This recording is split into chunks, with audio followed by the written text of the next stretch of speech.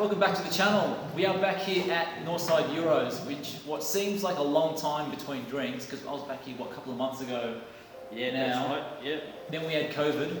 The plan was to kind of knock these out one after another. We've had COVID. I legally could not travel interstate, so couldn't come down, but borders are open now. We're back here, and today the focus is all on the chassis. So the car now stops. We fitted the brakes. I've had it on the track. It actually stops every time consistently now. So job done. That's what we wanted.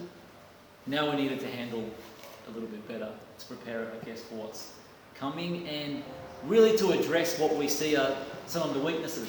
You can feel that the faster you go, the more the factory parts on the car start to be a limitation. So That's right. we've got a whole bunch of parts here where the idea is to address those, but still not ruin the car.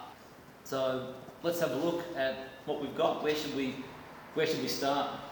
Well, let's have a look here at this spring kit we got here. So what we've got the MSS spring kit out the UK. This is an awesome kit for anyone who has the factory DCC shocks. Not super popular here. I haven't seen that many people run them. So I think the MSS is a good way to go. Yeah, it's a fantastic kit. Like I say, you get to retain the DCC. It's not a full coilover install. Basically, we're replacing the springs. The springs are fully adjustable now. Yep. So basically, it's going to give us the ability to corner weight the car now. When we go a full coilover kit on these, this is a DCC delete kit that's involved.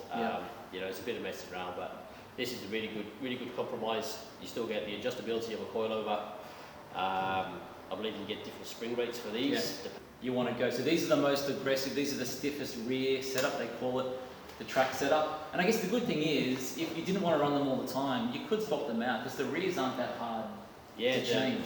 The rears, probably half an hour each side. You can just swap them out for your regular springs, or just another set of long springs. I know they do sell these separately. You can buy the different springs. They are a good quality piece of kit. I mean, everything's machined, really nicely. The connector that holds the two springs together, just beautifully finished. It's quality, right? As soon as you see it, you're like, wow, it's actually nice quality. Actually fits, which is really good to see. Really good. It's what you want, basically. Yeah, I'm actually really excited to see how these go. So, what else have we got chassis-wise? We've got some Whiteline lower control arms here. The beauty of these arms is that they've designed them to add a little bit of cast, add a little bit of camber. Yep. So not too much though. That's because they do two versions. This is the less aggressive caster model. Another thing about these cast aluminium ones, they're replacing the pressed steel items that are on the car, and obviously stiffness. Stiffer and lighter. Yeah. I believe they are a touch lighter than the stamped steel. Yeah, there wouldn't be much in it, I'd imagine, but still, I'd take, even if they were a little bit heavier, I'd take a little bit of weight for the extra stiffness for sure. Yeah. What else we got here, Andy? What have we got? So we've also got this is really the only thing, we aren't doing much to the rear, to be honest. A lot of it's up the front, but this is the rear trailing arm bush, and what I do is I go to the wreckers and I get a separate arm, so that way I can swap arms over really easily, and if I want to put the car back to stock, I don't have to take it out, go get a bush pressed again. I can just swap the arm out. So this is the Superpro. They do two different bushes. This is the stiffer type, so hopefully this won't be too aggressive, but we'll see how it goes. And the idea there is, again, just to stiffen up this certain part of the rear suspension without going poly everything. Because there's like, what, 5-6 bushes in the multi-link setup? There's a lot. There's a lot of bushes in the rear end. You could go nuts and change all of them, but I don't want to do that yet. Let's change one. This is quite a popular mod to do. This is the biggest bush in the rear end, and it is the one that moves around a lot. Is that front to back, sort of front to back, shifting. And side to side movement, especially under load. If you put a GoPro under the car and physically had a look at the bush and what it was doing, you'd see the factory bush, and this arm would be moving around all over the spot. Yeah. The factory one void, when I pulled the factory one out, the factory one is void, just like the factory one of these, this large lower control arm bush, where it's like 50% void almost. That one was the same. It's like a half void bush. So there's a lot of play in it. And that's basically it for the rear. That, because the sway bar's already in, and that should be it. I mean, the rear on these cars are pretty well sorted, I think, from factory, to be honest. They're not bad. They're not bad. Not bad. The rest of the front, aluminium, depending on where you're from. So this subframe is in the Clubsport S, and you'll find it also in Audis. Whole idea here is lighter, stiffer. If Porsche thought it was a good idea to put it in the Clubsport S, I want it in my car. That's Right. the approach that I take. They put it there for a reason.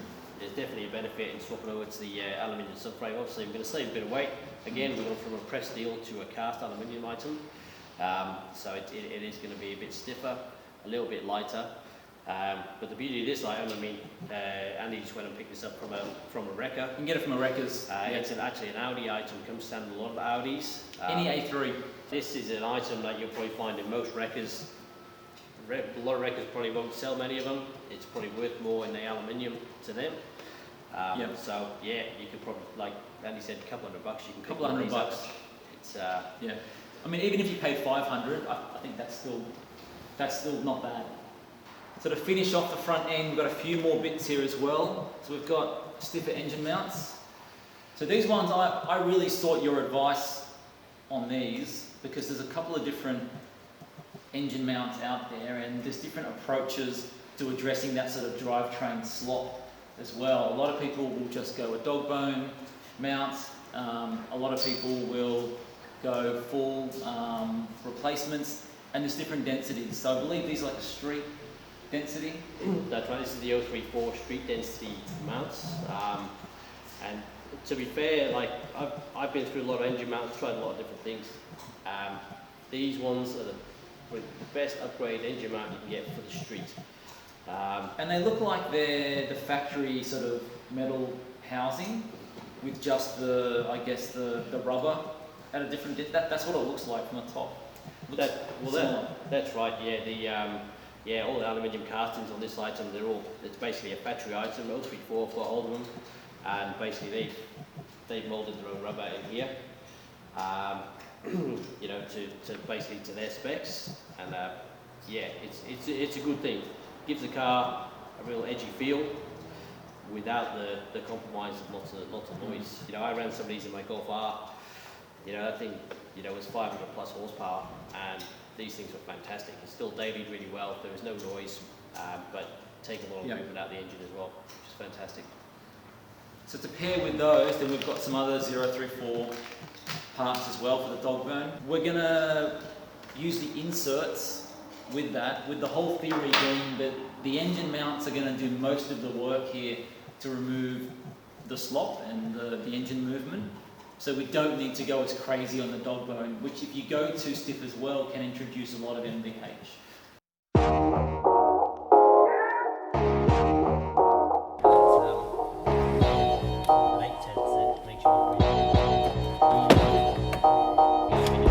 Yep, all comes out one piece.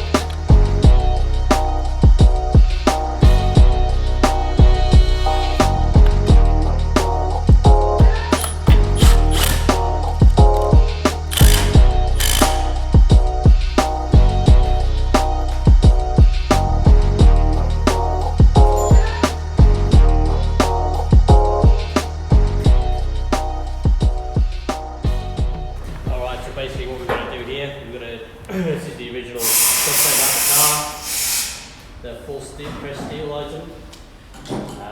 We're going to swap out roll bar, steering rack, wiring, the sensors here as well. These are for the headlight control. So we've got to use all the hardware off this as well. So all the nuts, bolts, everything's going to transfer over to this new assembly.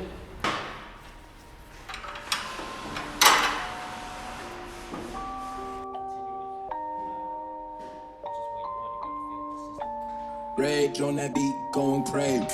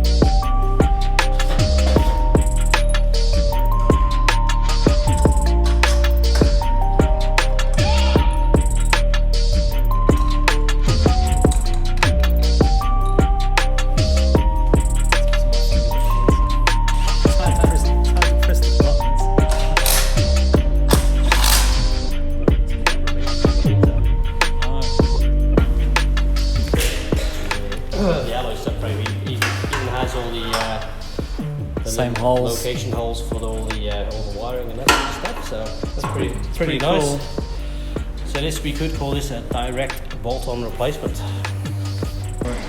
Yeah. So what we got here, we got the subframe locating kit from 034 Motorsport. It's a pretty simple little kit. It's pretty effective in what it does. Basically, this just keeps the subframe centered on the car. So these inserts drop in here where the bolts would go through. So they just sit in there nicely. Well, sure to be these real ones here. And then essentially the other end, you can see we've got this small taper on this end. This locates where it bolt through. And as you can see, there's very minimal movement there. Whereas the original subframe does have a tendency to move around like this somewhat. So yeah, that's what these fix up.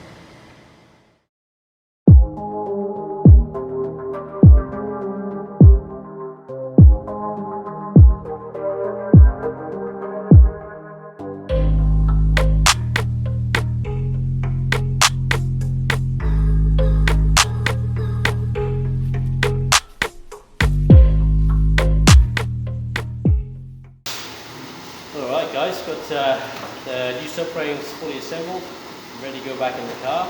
But before we do that, we're going to remove the front struts and do the springs. I just feel it's going to be, we've got a bit more access there now. Less messing around. So, let's crank on. Awesome, let's do it, looks good.